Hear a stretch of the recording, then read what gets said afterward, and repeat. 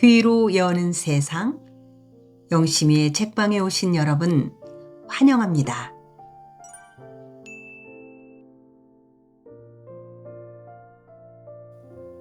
오늘 우리는 한승원님의 동학제 제7권 9편을 함께하고 있습니다. 지난 8편에서 접주들은 도인들을 정비하기 위해 모이지요.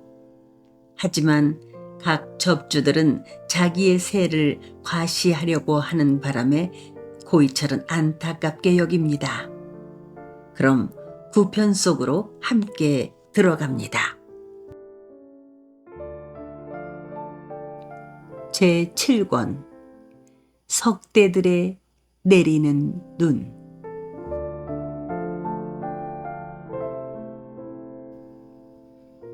불타는 벽사역. 장흥부사 박헌양은 조급했다. 날이 갈수록 동학군들은 불어나고 있었다. 용계면 자라번지에다 진을 친 이사경 접은 유치에서 영산포로 통하는 길을 장악하고 있었고, 능주와 화순으로 통하는 길은 사창 장터에 진을 친 금구의 김방서 접이 장악하고 있었다. 다만 영암과 나주 쪽으로 통하는 길과 강진 쪽으로 나가는 길만 관군의 왕래가 자유로울 뿐이었다. 그 길은 병영의 군사들과 강진의 수성군들이 장악하고 있었다. 박헌양은 도총장 임기남에게 군사를 이끌고 성문 밖으로 나가지 못하게 일렀다. 일본군과 초토군들이 들어오기 전에는 절대로 동학군들을 자극하지 말아라. 그렇지만 임기남은 대담했다. 그는 겁을 내지 않고 수성군을 이끌고 곰제 너머까지 나갔다가 오기도 하고, 자울제에 동학군들을 추격하고 나서 남상면까지 갔다가 오기도 했다. 사창 장터에도 갔다가 오고 자라번지에도 갔다가 왔다.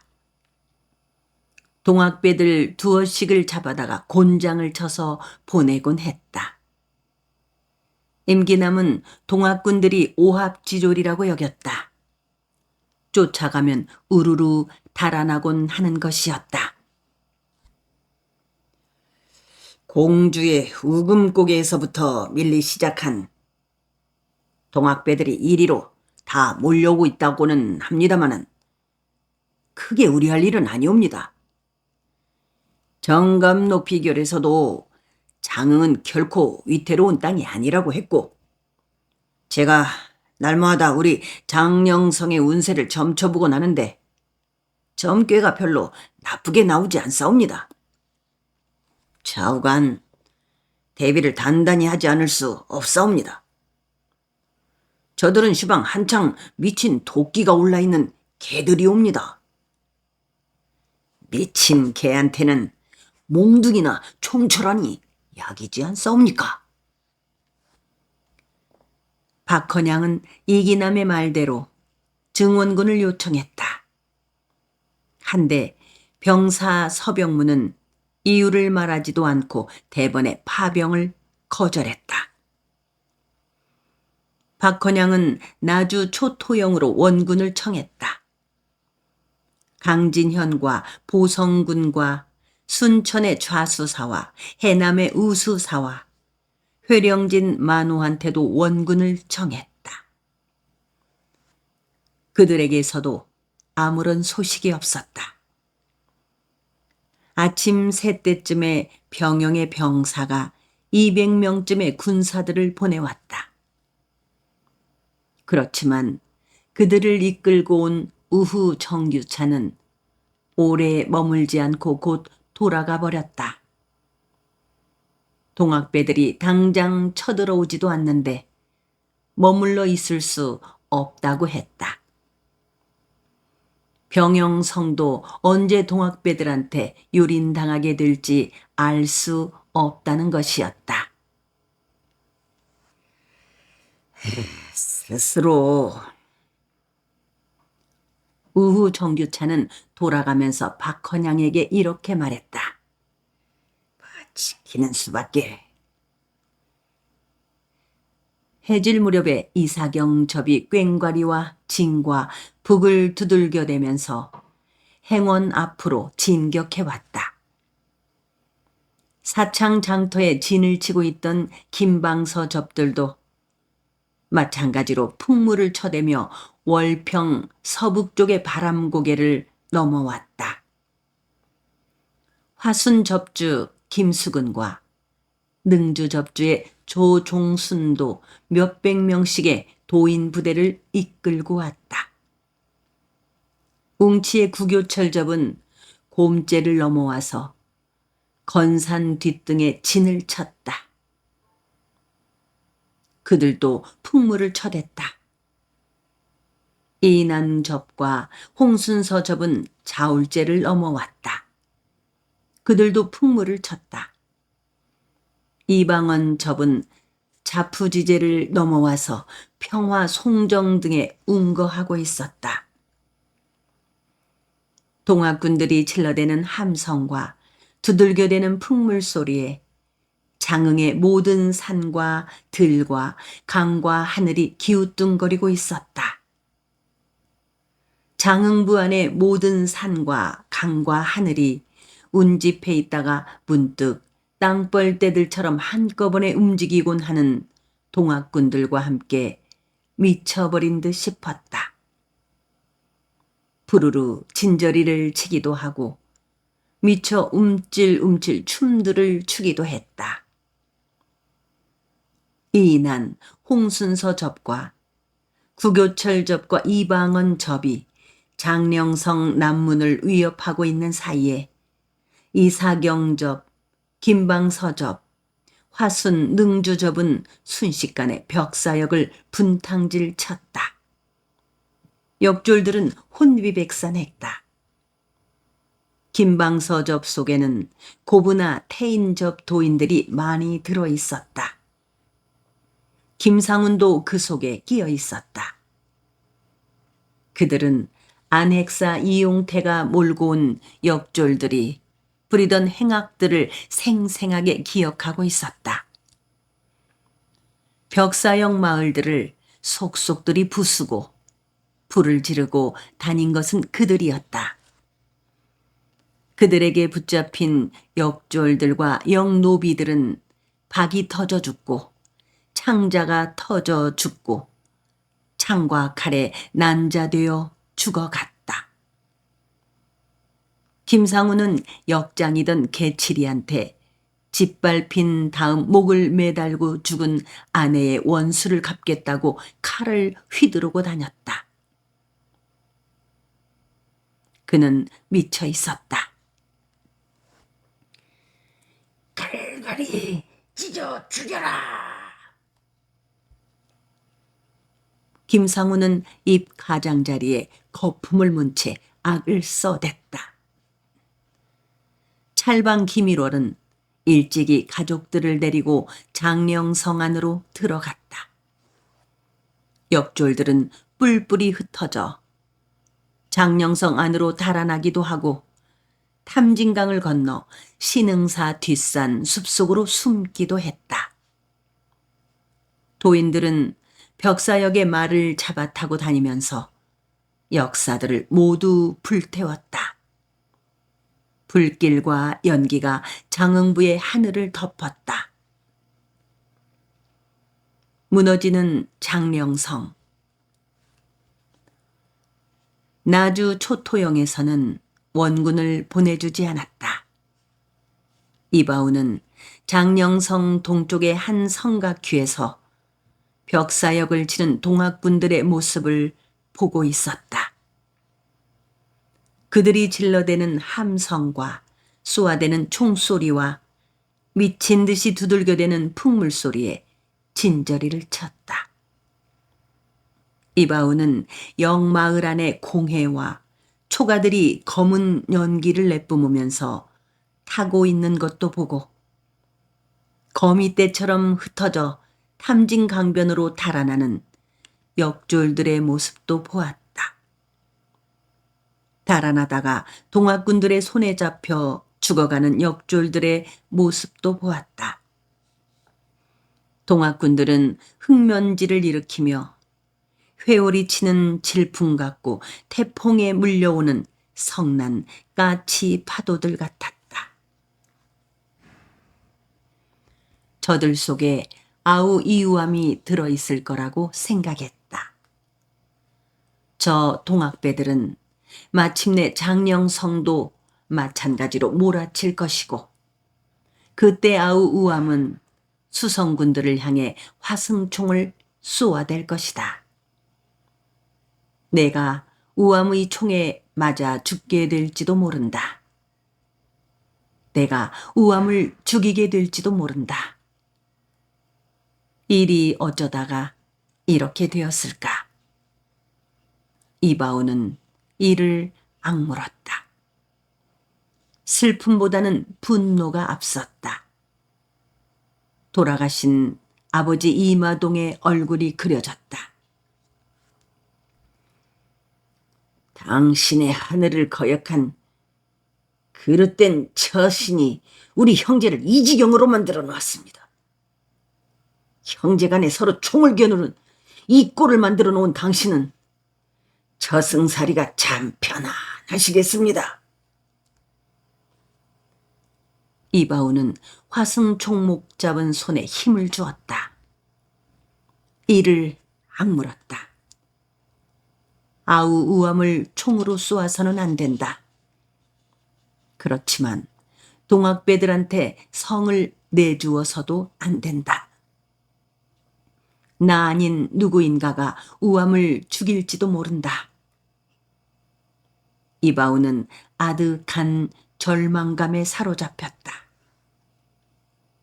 몇 달 전 회령진 성을 지키다가 어처구니 없게 그 성을 내주고만 이를 떠올렸다. 저들은 몇십 차례나 싸움을 하여온 터이고 우리 수성군은 싸워보지 않았다. 우리 수성군들은 도저히 저들을 당해낼 수 없으리라. 고일평은 이바우의 등 뒤에 선 채 산파래처럼 몸을 떨었다. 지금 죽어서는 안 된다. 죽더라도 아내 안씨와 평산을 찾아 안가품을 하고 나서 죽어야 한다. 아버지의 그 많고 많은 재산을 두고 어떻게 죽어갈 것인가? 고이철이 그놈한테 좋은 일 하자고 내가 지금 죽는단 말인가? 우리 아버지의 땅을 자기들 마음대로 찢어서 나누어 가진 저 동학배들을 멸살시킨 다음에 죽어야 한다. 지역보는 성을 빠져나갈 궁리를 하고 있었다.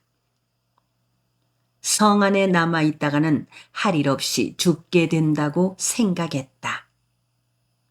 그는 이우암과 이인한이 공주 쪽으로 갔다는 것을 알고 있었다. 그곳 싸움에서는 동학군들의 시체가 산처럼 쌓였다고 했다.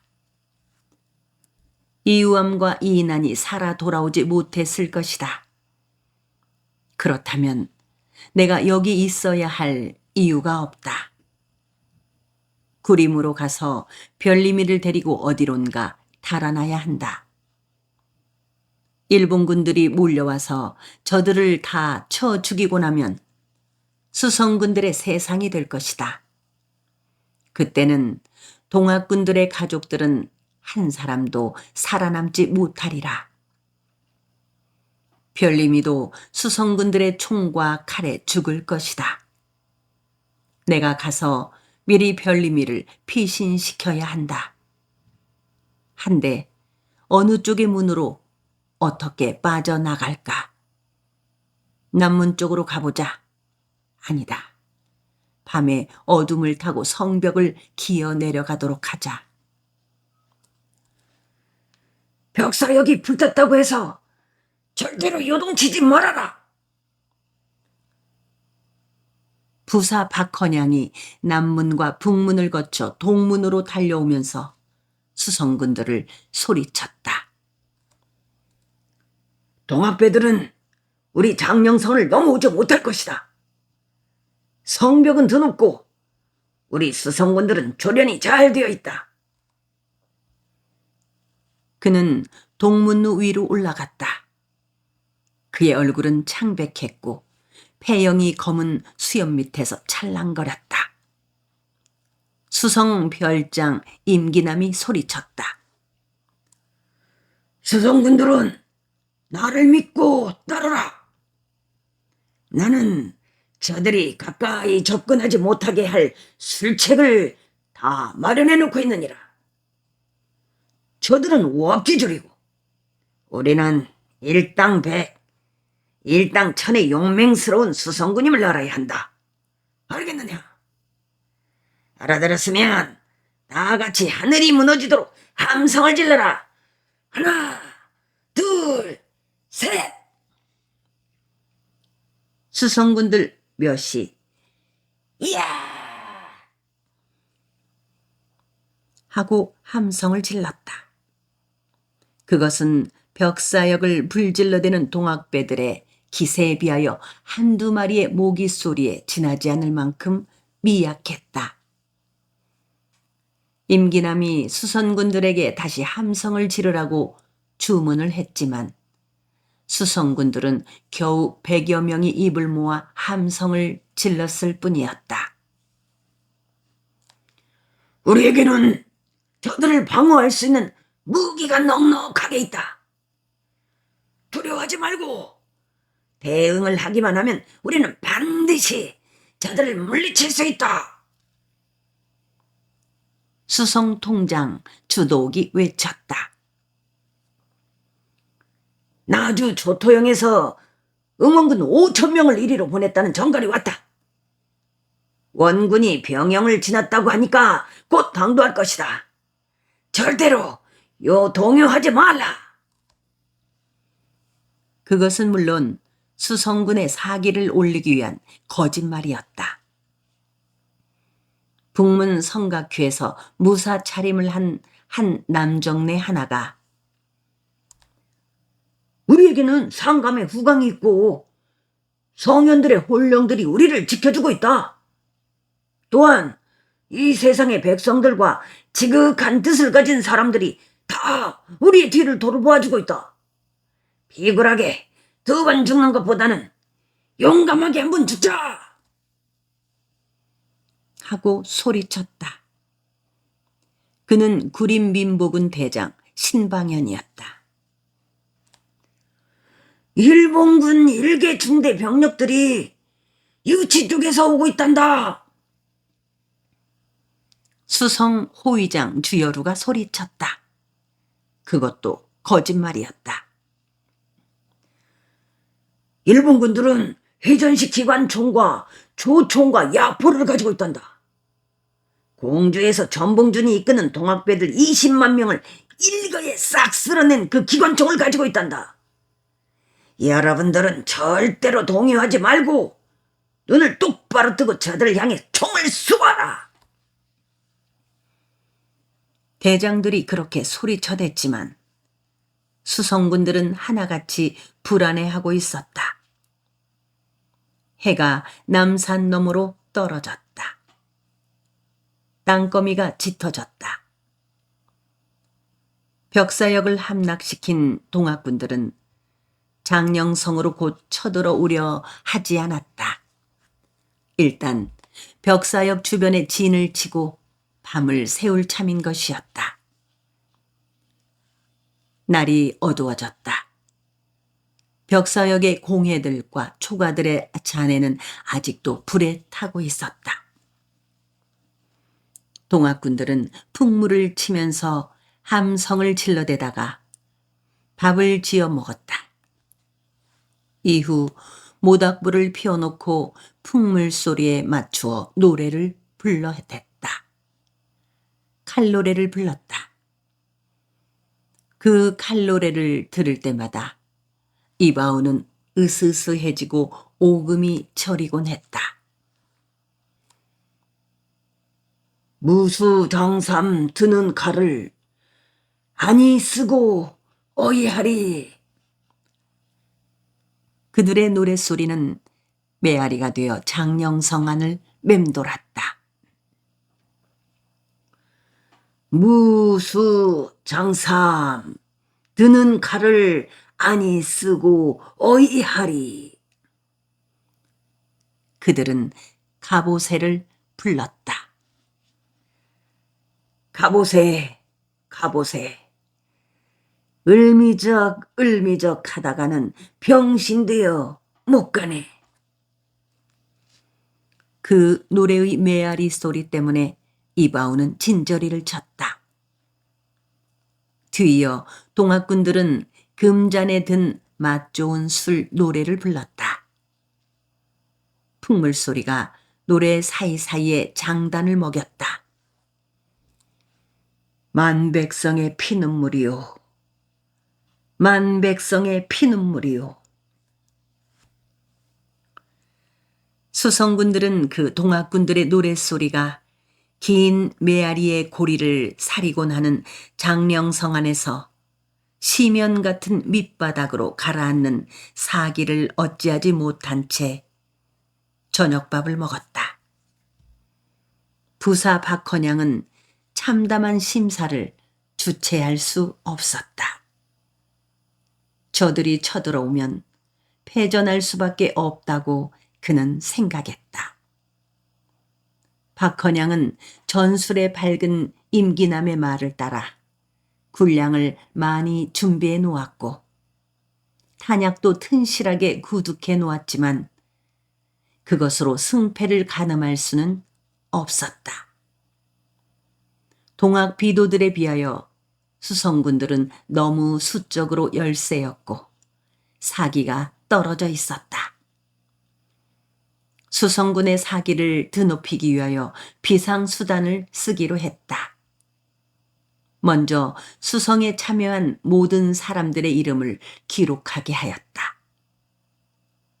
모든 수성군들이 보는 앞에서 그것을 객사 기둥 밑에다가 파묻었다. 후일에 증거로 보존하겠다는 것이었다. 그리고 만일 전사하게 될 경우 국가로부터 충신 대접을 받도록 할 뿐만 아니라 자손들이 대대로 녹을 받으러 주겠다고는 공언을 하였다. 그 공언을 모든 수성군들이 볼 수 있도록 언문으로 써서 성벽에다가 방처럼 붙였다. 동문 근처에도 붙이고 남문 근처와 북문 근처에도 붙였다. 물론 그것은 임기남의 청에 따른 것이었다. 장흥부의 수성군들은 볼지어다. 나는 장흥대호부의 부사로서 수성에 임한 여러분들의 노고를 치하하고 목숨이 다할 때까지 수성할 것을 당부하면서 상감의 은총을 받들어 다음과 같은 약조를 하는 바이다. 만일 내가 장령성을 굳게 지켜낸다면 그것은 모두 여러분들의 공이다. 그때 여러분은 수성의 공으로 많은 상을 받게 될 것이다. 능력에 따라 벼슬을 할 수 있도록 추천하겠다. 종들은 속량을 시켜주고 천민은 상사람이 되게 할 것이며 상사람은 반열역에 오르게 할 것이니라. 설사 일이 잘못되어 여기에서 무너지는 성과 함께 장렬하게 전사를 한다 할지라도 상감께 여러분의 공을 상찬하게 할 것이고 여러분의 가족과 후손들로 하여금 충신의 후손으로서 대대로 녹을 받을 수 있게 할 것이니라. 그 국록 이외에도 서원이나 사찰이나 향교에 소속된 전답이나 궁토나 둔전들을 여러분들의 가족에게 나누어 주도록 할 것이니라. 장흥대도호부 부사 박헌양. 장령성 공격을 앞둔 이유함은 잠을 이룰 수가 없었다. 별님의 얼굴이 눈앞에 어른거렸다. 그는 여느 때 하곤 한 그 생각을 다시 했다. 다시 별님이를 볼 수 있을까? 없을까? 지금이라도 쥐도 새도 모르게 도망을 가버릴까? 장령성을 공격하다가 총에 맞아 죽어버리면 그만이다. 살아 도망가서 별님이를 데리고 어디 산중으로 들어가거나 깊은 섬으로 들어가 살자. 이유암은 고개를 힘껏 저었다. 별님이는 이인안을 배반하고 혼자 도망쳐간 나를 받아주려 하지 않을 것이다. 그는 한숨을 푹 쉬었다.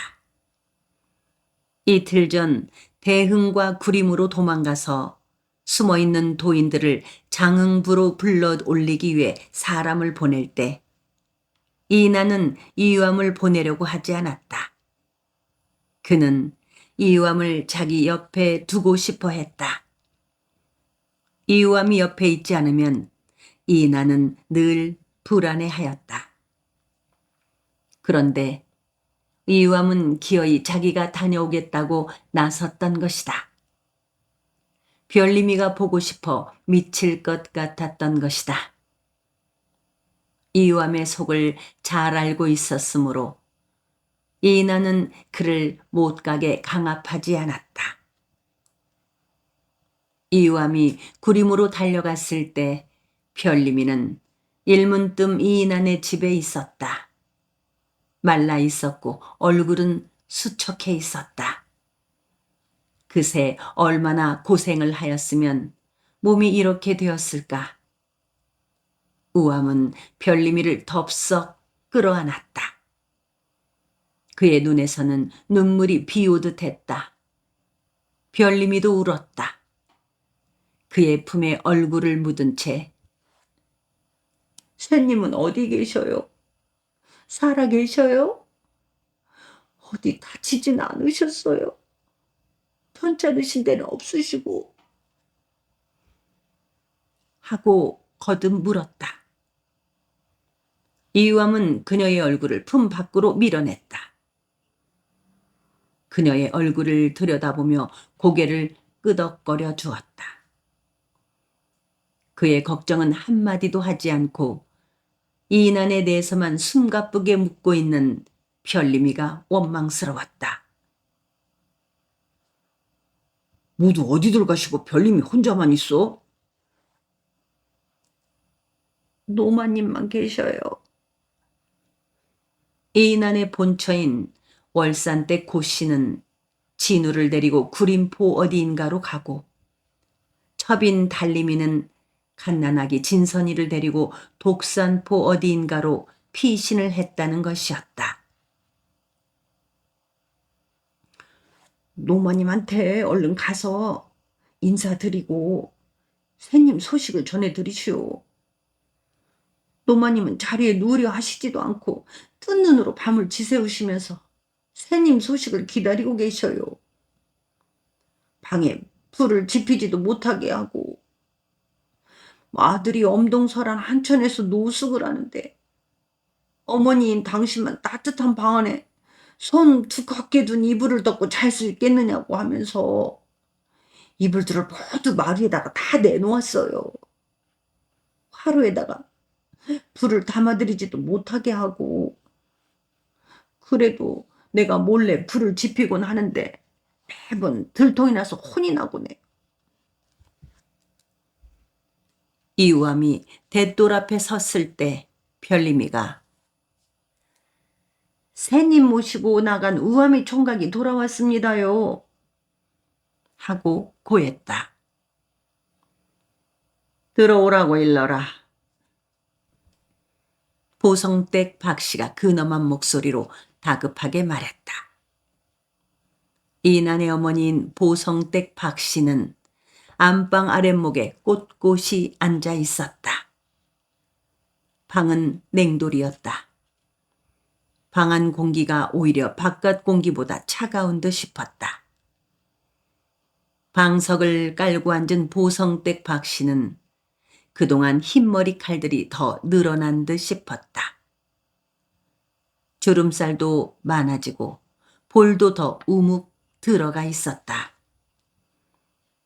보성댁 박씨는 이 인한이 무사하느냐고 물었다. 눈에 물이 괴어 있고 콧구멍이 커져 있었다. 이접주는 무사하고 건강하시다고 그가 말했다.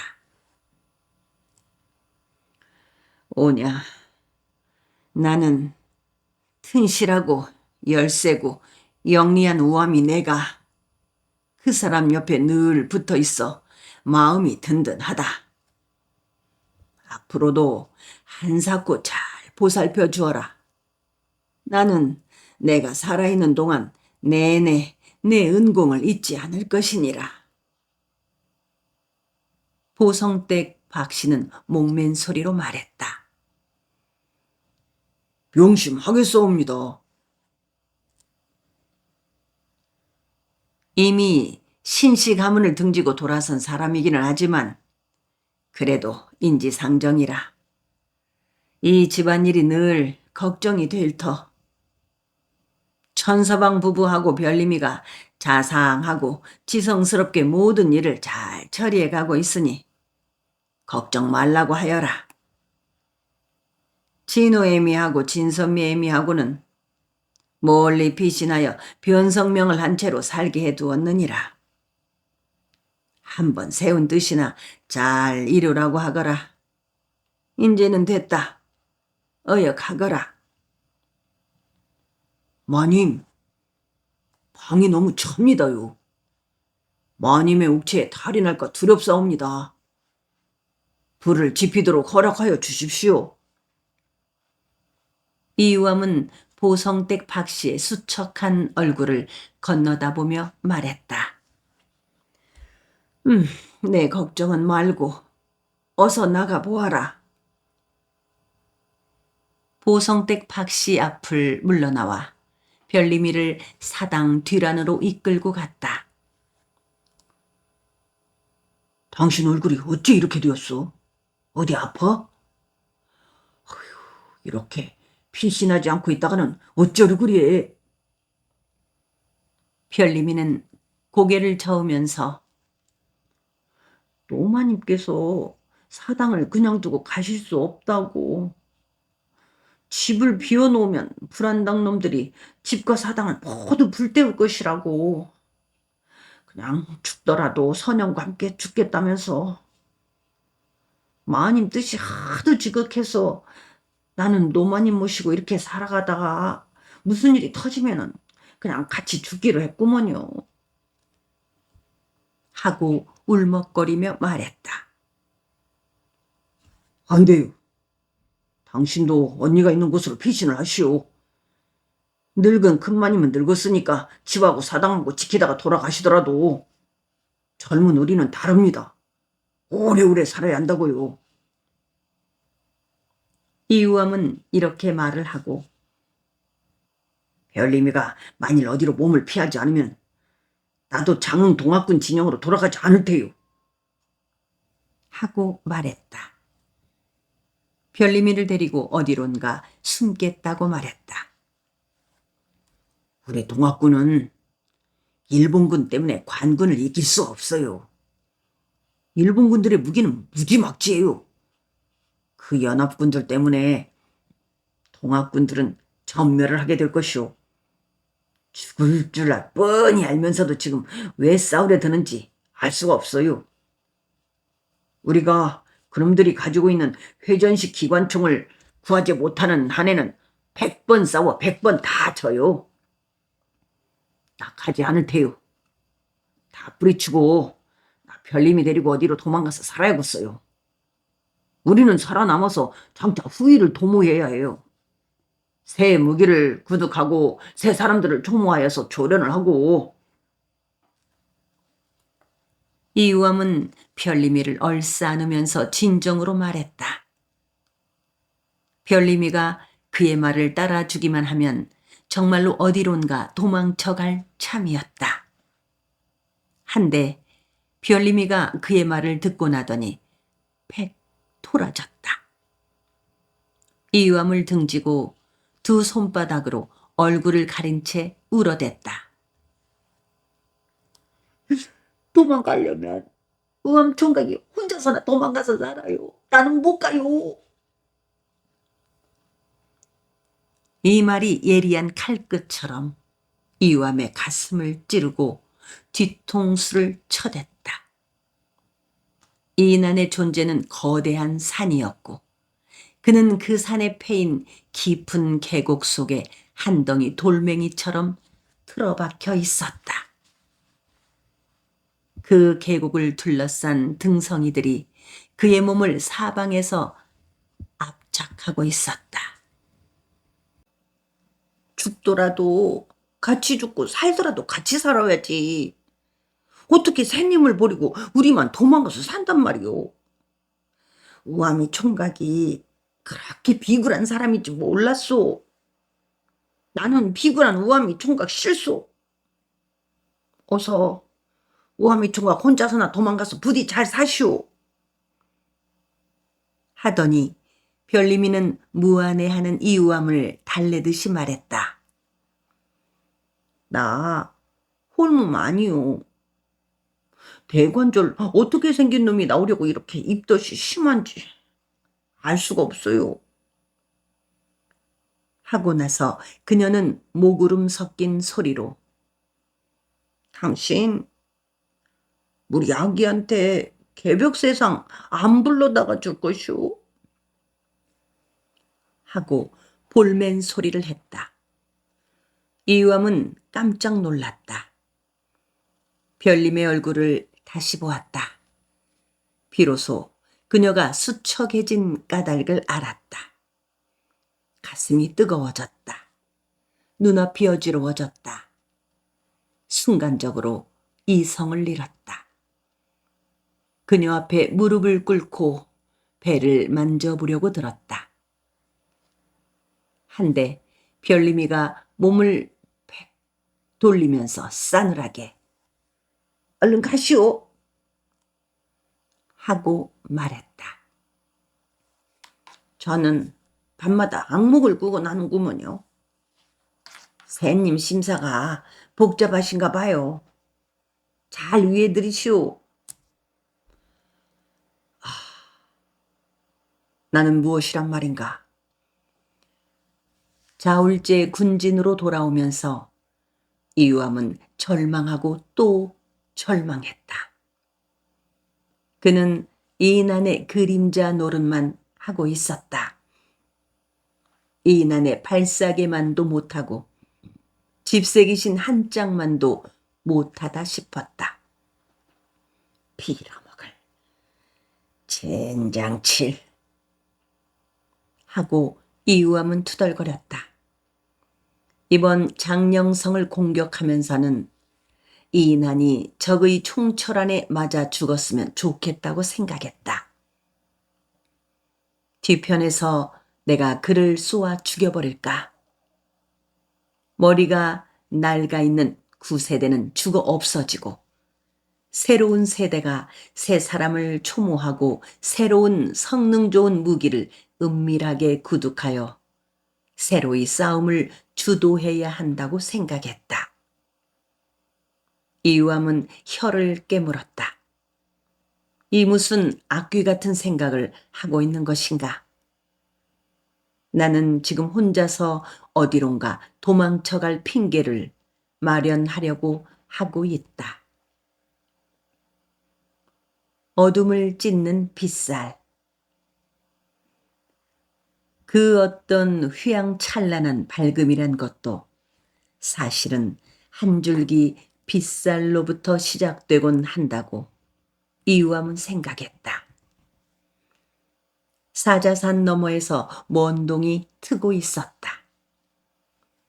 그 먼 동은 검은 구름장들 틈에서 한 점의 부연 빗살로부터 시작되고 있었다. 만일 이번에 거사가 잘못되고 이 세상이 칠흑 같은 어둠으로 덮이게 된다면 그때 내가 그 한 줄기의 빗살 노릇을 하여야 한다고 생각했다. 정말 그럴 수 있을까? 이유함은 혀를 깨물었다. 너는 어찌하여 자꾸 패망하는 쪽의 일만을 생각하느냐. 남문 밖에 운거하고 있던 동학군진 속에서 북소리가 둥둥 울렸고 그들이 장령성의 남문을 향해 움직이기 시작했다. 동시에 벽사역 앞에 건산 뒷등에 운거하고 있던 동학군진이 탐진강변을 향해 움직이기 시작했다. 행원 앞들과 벽사역 주변에 진을 치고 있던 동학군진과 평화 쪽의 군진도 둥둥둥 하고 북소리를 울리며 움직였다. 그 군진들은 금은밤을 지새고 난 바다의 꼭두 새벽의 밀물 너울처럼 도도하였다. 그것들의 움직임은 점차 홍수로 불어난 강구비의 급류처럼 소크라지고 펑 퍼지며 줄기차게 내달렸다. 그 거대한 물줄기가 탐진강변에 이르렀다. 그들은 가로로 일자진을 폈다. 옅은 강물줄기의 얼음물로 뛰어들었다. 강을 건너면서부터 그들은 북과 꽹과리와 징을 더욱 요란스럽게 울리고 함성을 질러대기 시작했다. 그 풍물 소리와 함성이 얼어있는 강물과 대지와 하늘을 들끓게 하고 요동치게 하였다.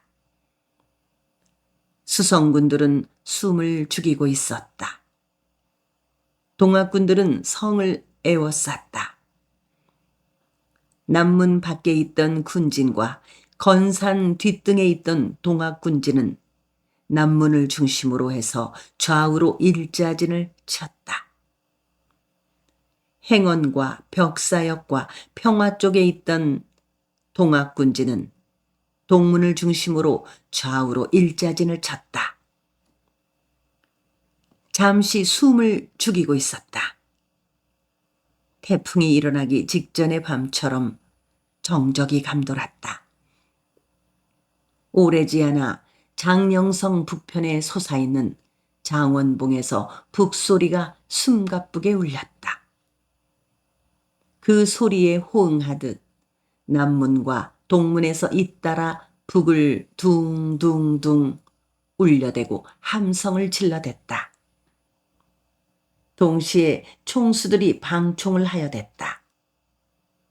이유암은 이난의 수척해 있는 얼굴을 바라보았다. 그의 한쪽 팔은 아직 완치되지 않았다. 총을 쏠 수 없었다. 이유암이 그를 호위하지 않으면 안 되었다. 이난의 얼굴은 침통해 있었다. 간밤에 순창 쪽에서 전원이 왔다. 전봉준이 김경천의 집으로 피신을 했다가 민보군들에게 붙잡혀 관하로 넘겨졌다는 것이었다. 김계남은 그보다 하루 전에 붙잡혔다고 했다. 그들은 멀지 않아 초토영이 있는 나주로 은밀하게 압송되리라 했다. 이방원과 이인하는 장령성을 손에 넣은 다음 곧바로 나주로 쳐들어가자고 의논을 했다. 나주로 가는 길을 열기 위해서 강진과 병영을 치기로 했다. 이유암은 그들의 논의가 허랑하다고 생각했다. 초토영인 나주에는 일본군과 관군들이 운집해 있을 터였다. 그 나주성을 호락호락하게 손에 넣을 수 있을까? 이사경이 이유암과 같은 생각을 한 듯 당장에 나주로 밀고 올라가서는 안 됩니다. 지금은 겨울입니다. 장령성을 공략하여 함락함으로써 우리 도인들의 위세를 한번 보여주고는 모두 흩어져 돌아가 포덕에 주력해야 합니다. 그러면서 후위를 도모해야 합니다. 우리 화승총으로는 저들의 무기를 당할 수가 없습니다. 당장은 어떤 방법으로든지 살아 배겨야 합니다. 깊은 섬으로 돌아가든지 첩첩한 산중으로 돌아가든지 하고 말했다. 어차피 우리는 죽기를 각오하고 나선 사람들 아니오. 홍순서가 단호하게 말했다. 죽은 다음에 뭘 어떻게 하자는 것이오? 이사경이 대들었다. 죽기를 각오하면 안 되는 것이 없소. 김방서가 말했다. 밀고 올라갑시다. 나주성을 무너뜨리고 전대장을 구출해냈다는 소식이 전해진다면 여기저기 흩어져 숨은 우리 동학군들이 다시 벌떼같이 모여들 것이오. 부사 박현양의 최후. 바야흐로 제암산과 사자산과 억불산 동쪽으로 치자빛 햇살이 퍼졌다. 산 위에는 검은 구름장들이 떠 있었고 그 구름장들 가장자리에는 금빛이 어리어 있었다. 부사 박헌양이 수성군들을 향해 방총 명령을 내렸다. 수성군들은 성문루와 성각휘 뒤에 숨은 채 방총을 하였다. 동요하지 마라. 자들은 오합지졸이다. 수성별감 임기남이 소리쳤다. 그의 목소리는 성난 황소가 안간 힘을 쓰는 것처럼 가느다랬다. 고부 전봉준, 남은 김계남이 다 붙잡혔다는 기별이 왔다. 이제 장흥의 이방은, 대흥 이난, 용계 이사경, 웅치 구교철만 붙잡으면 난이 평정된다. 신방현과 이바우는 남문을 지키고 있었다. 지역보는 동학군을 배반하고 수성군 쪽에 가담한 것을 후회하고 있었다. 남문 쪽에 수성군을 지휘하는 사람은 수성 천총 김창조였다. 성각기 뒤에 은신하고 방총을 하거라. 김창조는 소리쳐댔다. 동학군들이 쏘아대는 총철하니 성벽과 성각귀 모서리에서 튕겨 날았다. 그들이 질러대는 함성과 두들겨대는 풍물 소리가 성을 허물어뜨릴 듯이 드높았다. 불바람과 함께 집채 같은 파도들이 밀려오는 듯 싶었다. 수성군들은 미리 겁을 집어먹었다. 성 밖으로 눈길 한 번도 내놓지를 못하고 허공을 향해서만 방총을 하여댔다. 동학군들이 성벽을 타고 기어 올라오는데도 그들을 떨어뜨리려고 하지 않았다. 부들부들 떨면서 꽁무니를 뺐다. 한 사람이 도망가고 두 사람이 도망갔다. 성각휘와 성문루에는 수성군이 한 사람도 남지 않았다. 수성군들은 장원봉과 객사 쪽으로 도망갔다. 남문을 연 동학군들은 와 하고 함성을 질러대고 풍물을 두들겨대면서 객사 쪽으로 밀려갔다. 북문과 동문을 지키던 수성군들이 그 소리를 듣고 하나씩 둘씩 흩어져 달아났다. 수성군은 자기 자리를 굳게 지켜라. 수성별장 임기남은 환도를 휘둘러대면서 피 맺힌 소리를 질러댔다. 그 환도의 멀건 날이 아침 햇살을 튕겨 날렸다. 수성군의 전열이 한번 무너지기 시작하자 동학군들이 벌떼처럼 달려들어왔다. 수성군들은 범람하는 강물에 휩쓸리는 들쥐떼들이나 개미떼같이 흩어져 달아났다.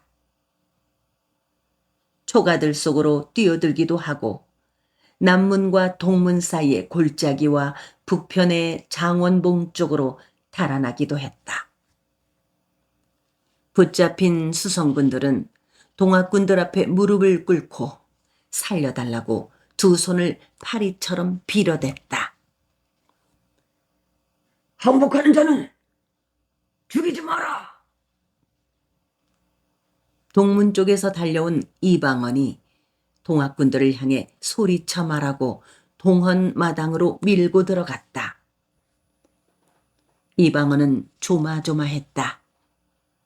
동학도인들이 부사를 해할까 두려웠다. 그는 부사 박헌양을 결박해놓고 그로부터 협조를 얻을 참이었다. 이방원이 사라지고 나자 동학군들은 닥치는 대로 수성군들의 목을 베기도 하고 총으로 쏘아 죽이기도 했다. 성 안에는 수성군들의 시체가 즐비했다. 이바오는 넋이 빠졌다. 동학군들 속에서 아우 이우암의 모습을 찾아 두리번거렸다. 이우암이 나타난다면 살아날 수 있을 터이었다. 한데 이우암의 모습은 그 어디에도 없었다. 화승총과 환도를 움켜쥔 채 남문과 동문 사이의 계곡으로 도망갔다. 가져가자. 쥐역보가 소리치며 이바우의 뒤를 따랐다. 고일평과 신방현도 그곳으로 달아났다. 그들은 성벽 위에 선 채 망설였다. 성벽 아래로는 가파른 절벽이었다. 그 절벽에는 가시덩굴과 칡덩굴들이 얽히어 있었다. 동문을 넘어든 용계면의 이사경접 도인들이 이바우와 지역보와 고일평과 신방현을 보고 쫓아왔다. 가비거라. 어디로 가냐? 도망가 봐야 떨어져 죽는다. 거기는 절벽이다. 무릎을 꿇고 목을 내놓아라. 도인들이 소리쳤다. 어이구, 어쩌구나. 지역보는 부들부들 떨면서 말했다. 뒤쪽에 선 신방현과 고일평은 동학도인들을 향해 칼을 뽑아들었다. 동학도인들은 그들에게 죽창을 겨누었다. 죽창에 밀린 신방현과 고일평이 절벽 아래로 떨어졌다. 그들 둘은 얼마 동안 칡덩굴과 가시덩굴 위에 얹혀 있는가 싶더니 절벽 가장자리에 있는 나무 줄기를 잡은 채 줄줄 미끄러지기도 하고 곤두박질 치기도 하면서 아래쪽으로 떨어졌다. 그들은 땅바닥에 죽은 듯이 누워 있었다. 이바우는 동학도인을 향해 내 아우가 동학군 이우암이요. 이 인안이 밑에서 잠모 노릇을 하다시피 하는 이우암이란 말이요. 그리고 내 아버지가 이마동이요. 동학도인들한테 무술을 가르쳐준 이마동이란 말이요. 나는 수성군에 들어오고 싶어 들어온 것이 아니고 어찌할 수 없이 이끌려왔소. 이렇게 외치면서 목숨을 구걸하자고 생각했다. 하지만 이바우는 그렇게 소리치지 않았다. 흠! 하고 코방귀를 뀌었다. 내 놈들한테 내 아비와 아우를 팔아 목숨을 구걸할 바에는 차라리 여기 떨어져 죽는 게 낫다. 이바우는 전봉준의 본대를 무찔렀다는 일본군들을 믿었다. 그들이 내려오기만 하면 장령성을 짓밟고 있는 이 동학배들은 홍수진 강물 속에 빠진 개미떼들이 될 거라고 생각했다. 그때까지만 살아있으면 될 것이다. 그는 눈을 딱 감고 절벽 아래쪽에 칡덩쿨로 몸을 날렸다. 그리고 칡덩쿨을 움켜잡았다. 지역보도 이바우처럼 몸을 날렸다. 동문루에서 독전을 하던 부사 박헌양은 급히 동원으로 달려가서 인부를 끌어안았다. 남문을 통해 동원으로 달려간 홍순서, 이우암, 장료, 천갑수, 한털부처, 김성분이 집무실 한가운데 우뚝 앉아있는 부사 박헌양을 에워쌌다. 기실 박영수가 환도를 빼어든 채 박헌양의 앞을 막아섰다. 바야흐로 수성군들과 함께 분전하던 임기남과 주도옥이 동원으로 달려왔다. 뭐마다 어느 한잔이라고 칼을 뽑아들고 있느냐? 썩 물러나지 못할까? 기실 박영수가 에워싼 동학도인들에게 호통을 쳤다. 기실은 물러서거라. 박헌양이 박영수에게 소리쳤다. 하, 이놈은 호랑이 얼굴을 한 번도 구경하지 못한 하룻강아지로구만. 천갑수가 빈정거리면서 박영수의 앞으로 나아갔다. 천갑수의 칼이 번쩍 흰 빗살 한 줄기를 내젓자 박영수는 목을 모루 젖히면서 쓰러졌다. 박영수의 목에 선지피가 콸콸 솟구쳤다. 임기남과 주도옥이 칼을 뽑아들었다. 천갑수와 한털부처도 칼을 뽑아들었다. 임기남과 주도옥은 천갑수와 한털부처의 상대가 되지 못했다. 목과 가슴이 찔린 채 쓰러져 숨을 거두었다. 천갑수와 한털부처가 칼에 묻은 피를 씻으며 박헌양 앞으로 나섰다. 이 역정놈들아, 왕명을 받은 내 손에 인부가 들어있거늘 감히 함부로 범하려 드는 것이냐? 박헌양은 인부를 힘껏 끌어안은 채 부르르 몸을 떨면서 동학도인들을 향해 소리쳐 말했다. 너희 무도한 놈들이 성벽을 허물고 수성하는 군사들을 죽이고 관할을 짓밟고 관장을 위협하고 이 능멸한 죄는 100번 1000번 죽어야 마땅하다. 어서 무릎을 꿇고 대지하도록 하여라. 장류가 한털부처와 김성분을 향해 고개를 끄덕했다. 한털부처와 김성분이 준비하여 온 노끈으로 부사를 결박했다. 결박당한 박헌양은 둘러선 도인들을 향해 거듭 호통을 쳤다. 무엄하다. 이 결박을 풀지 못하겠느냐? 우리 도인들은 패정을 개혁하고 우리 도성을 점거하고 왕을 협박하고 있는 외인들을 처음 몰아내려고 하라고 했다.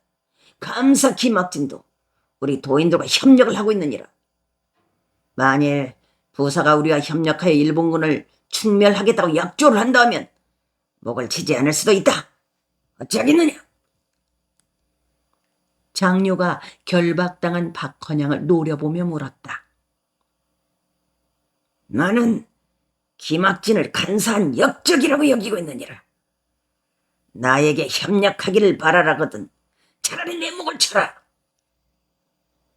순간 장료가 소리쳤다. 폐하라. 잠깐 멈추시오. 이우암이 황급히 말했다.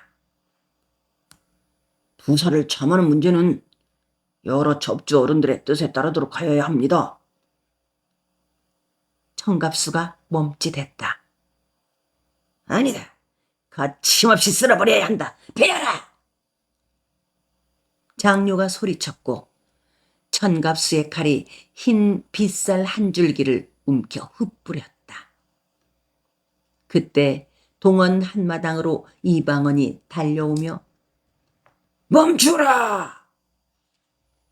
하고 소리쳤지만 너무 때가 늦었다.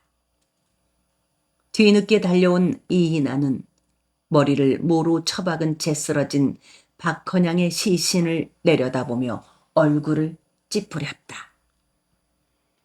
그 사이에 성 안의 모든 집에는 불이 붙어 있었다. 동학 도인들은 수성에 참여한 사람들의 집을 들쑤시고 다니면서 불을 놓았다. 동원에서 접주들의 회의가 열렸다. 이방원, 김방서, 이인한, 이사경, 구교철, 김학삼, 홍순서가 둘러앉았다. 그들의 논의는 일사천리로 진행되었다. 모두들 이 성을 잃고 있었다. 장령성 안에 양곡과 무기를 확보한 다음 잇따라 강진과 병영을 치고 나주 초토영을 공략하기로